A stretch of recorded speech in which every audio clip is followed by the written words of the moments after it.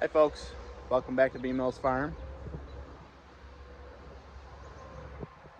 Golly, what are you doing?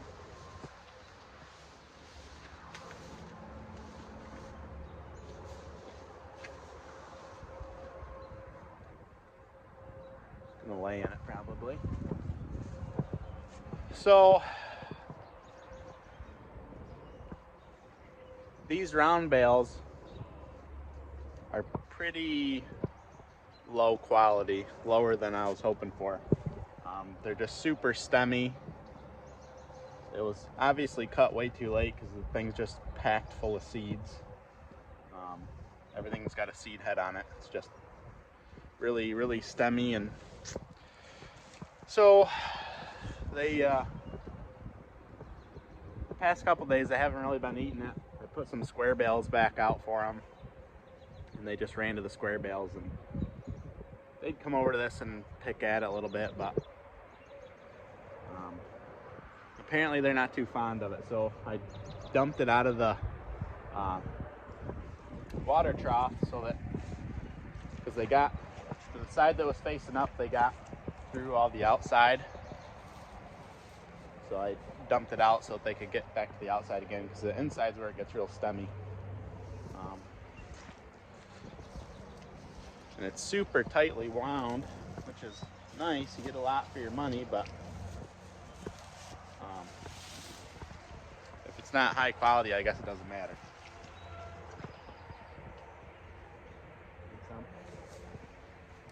See, she doesn't even want it. And I think, I'm pretty positive that's why she's acting the way she was. I think she was just frustrated that she wasn't getting the good hay anymore, and she's got to pick through this thing, which the other day she had her head like buried all the way in it, just sorting through. It's amazing that they can tell what they're getting after inside, but she was just kind of picking through and leaving most of it behind. So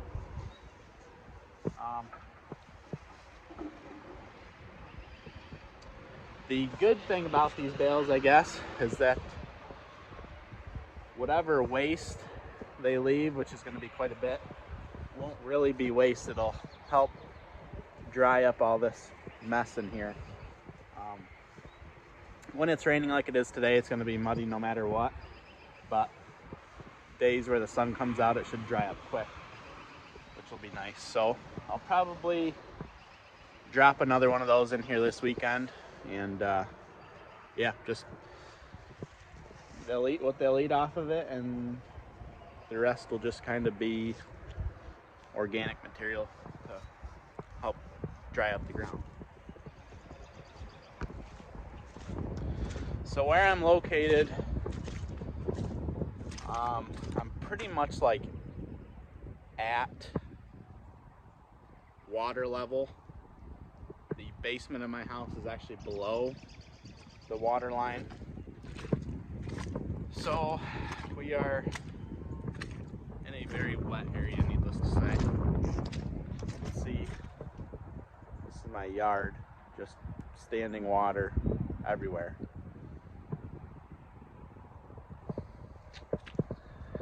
At least better weather's coming, right? So today, I'm just gonna take a quick walk. If I can.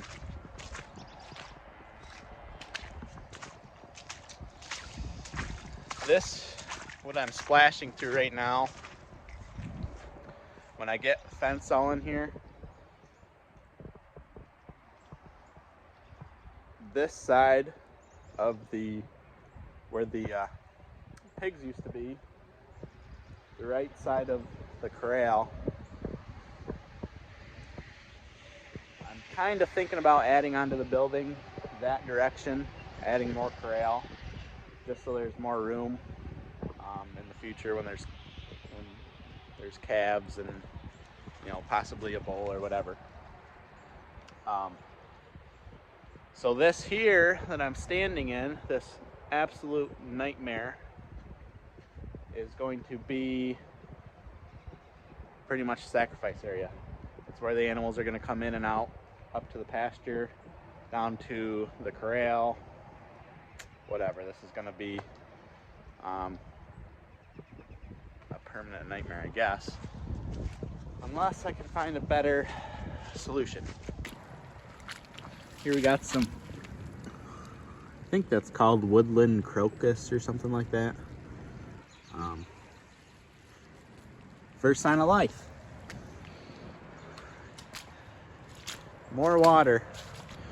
So these are pine trees that are on the back side of my property, and all the water comes off that hill, just runs down through here, runs under these pines, and then over to the corner of my property there that leads out into my yard over there. And this whole area is just super wet. More than likely someday I will cut all these trees out and dig a pond in this location.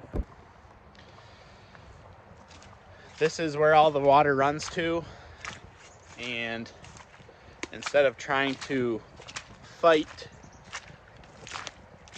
the flow of water and try to divert it in different directions, I think it would be easier just to dig a pond there.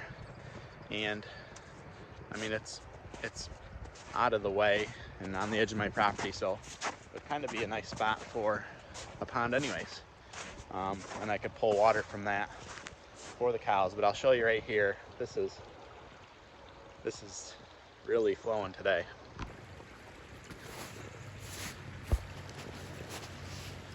There's all the water coming off the hill, off my pastures.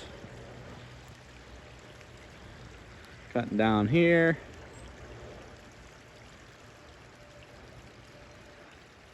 And that all just flows. That all flows right to under those pines into the edge of my property. So as you can see, when I say we're wet, we're really wet. I'm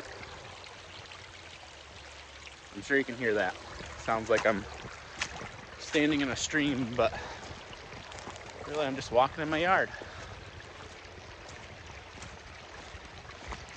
All right, so I'm gonna walk up to the first pasture here and kind of just explain my plan.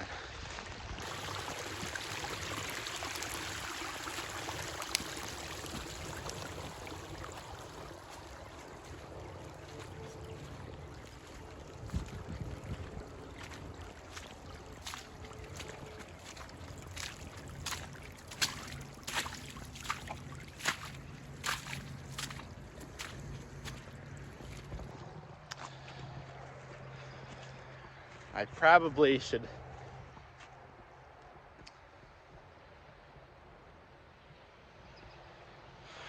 really should get an excavator here pretty soon and at least divert the water off there, because through that path is where I want the animals to come up, and I don't want them walking through that, or they could hurt themselves, they'll destroy the land, and we don't need that. So I'll show you more here. Just never ends, the water.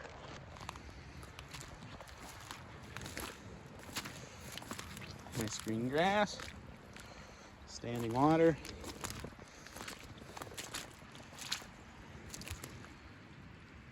Running water.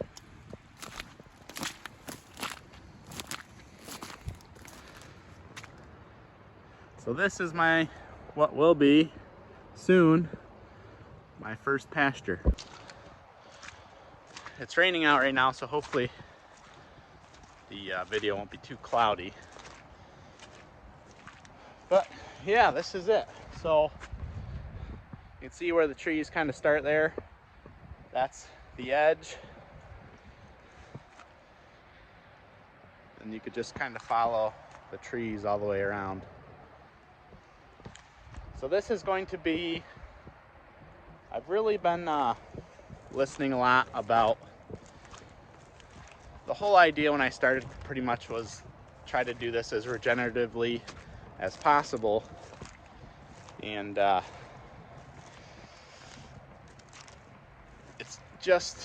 was just kind of, I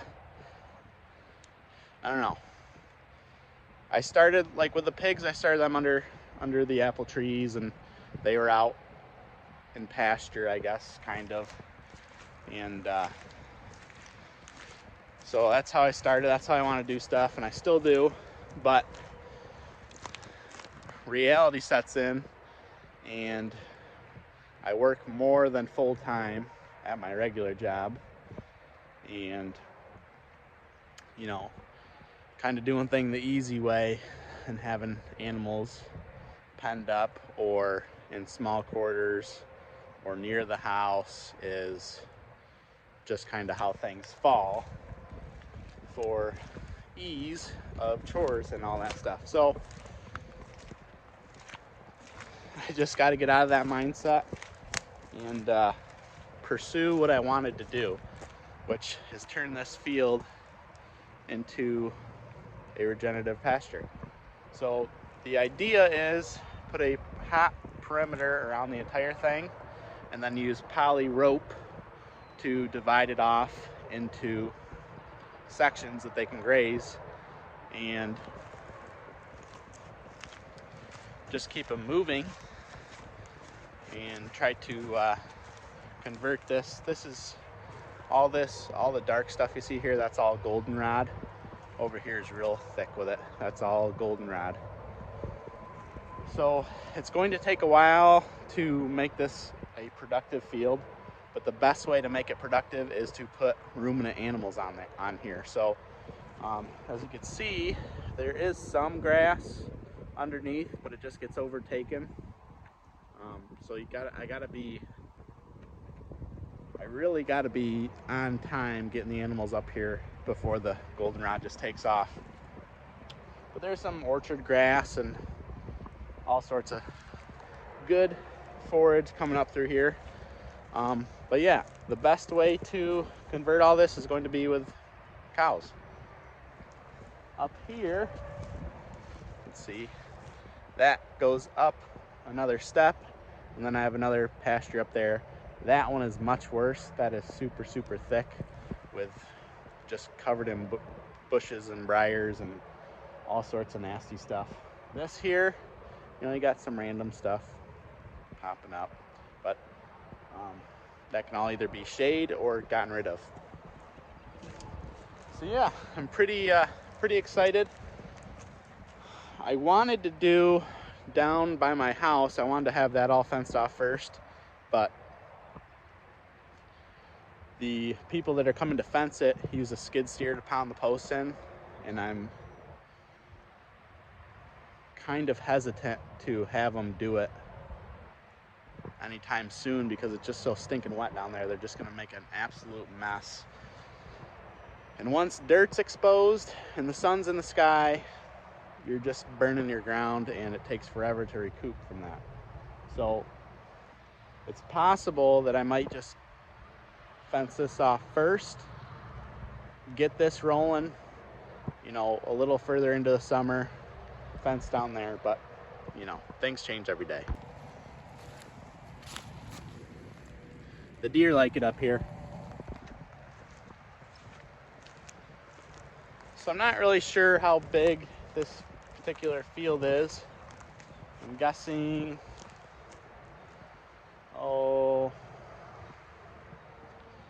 maybe 4 or 5 acres.